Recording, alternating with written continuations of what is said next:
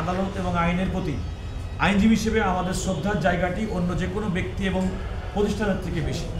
আদালত আমাদের বক্তব্য শুনেছেন। আমাদের সিনিয়র জয়নুল আবেদিন তিনি আদালতকে বলেছেন যে অনেক সময় উনি কোনো ইন্টেনশন, ওনার উদ্দেশ্য ছিল না এই বক্তব্য যেটা দিয়েছেন তিনি অস্বীকার করেননি, তবে তার কোনো উদ্দেশ্য ছিল না যে আদালতকে হেয় প্রতিপন্ন করা, মানুষের কাছে বিচারকে প্রশ্নবিদ্ধ করা কিংবা এই ট্রাইব্যুনালের কোনো কার্যক্রম কিংবা বিচারকে প্রশ্নবিদ্ধ করা। ওনার বিরুদ্ধে আদালত অবমাননার জন্য যে প্রসিডিংটা শুরু হয়েছিল সেটিও ড্রপ করে দিয়েছে। অর্থাৎ এখন এই ট্রাইব্যুনালের সামনে জনাব ফজলুর রহমানের বিরুদ্ধে আদালত অবমাননার কোনো প্রসিডিং পেন্ডিং নেই। যে অনেকে মনে করে থাকেন যে এই ট্রাইব্যুনালে বুঝি মুক্তিযুদ্ধের বিচার করছে, কিন্তু আদালত সে কথা বলতে গিয়েই বলেছেন তার পরিবারের সদস্যরা মুক্তিযুদ্ধ আছেন এবং তারা মুক্তিযুদ্ধকে এমনভাবে ধারণ করেন যে কেউ তারা বলতেও চান না প্রকাশ্যে যে তারা তাদের পরিবারে কেউ মুক্তিযুদ্ধ আছে। অতএব মুক্তিযুদ্ধের প্রতি তাদের শ্রদ্ধা, সম্মান এবং ট্রাইব্যুনালের চেয়ারম্যান নিজে বলেছেন মুক্তিযুদ্ধকালে তিনি অষ্টম শ্রেণীর ছাত্র ছিলেন, অনেক মুক্তিযোদ্ধাদেরকে সহযোগিতা করেছেন, তাদেরকে অনেক সময় পথ নির্দেশ করেছেন এবং সেই সময়কে যুদ্ধকে সফল করার জন্য, বাংলাদেশকে মুক্ত করার জন্য তার অবস্থান থেকে যেটুকু প্রয়োজন সেটুকু তিনি সহযোগিতা করেছেন।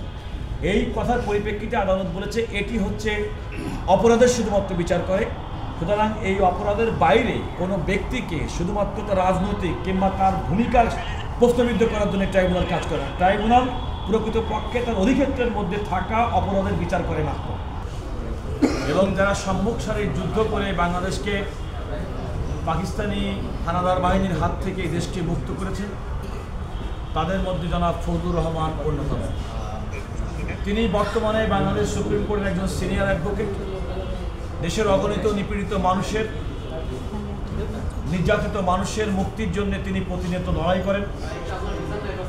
তিনি একটি রাজনৈতিক দল করেন, তিনি বাংলাদেশ জাতীয়তাবাদী দল বিএনপির চেয়ারপারসনের সম্মানিত উপদেষ্টা। তিনি আইনজীবীদের নেতা। তিনি বাংলাদেশ জাতীয়তাবাদী আইনজীবী ফোরাম কেন্দ্রীয় কমিটির দীর্ঘদিন পর্যন্ত মহাসচিবের দায়িত্ব পালন করেছেন। আইনজীবী হিসেবে, আইনজীবীদের নেতা হিসেবে বিগত ফ্যাসিবাদ বিরোধী আন্দোলনে জনাব ফজলুর রহমানের অসামান্য অবদান রয়েছে। তিনি একজন আজন্ম যোদ্ধা এবং তিনি দেশের আইনের শাসন, মানবাধিকার, গণতন্ত্রের জন্য সবসময় তিনি সোচ্চার থাকেন, বক্তব্য দেন।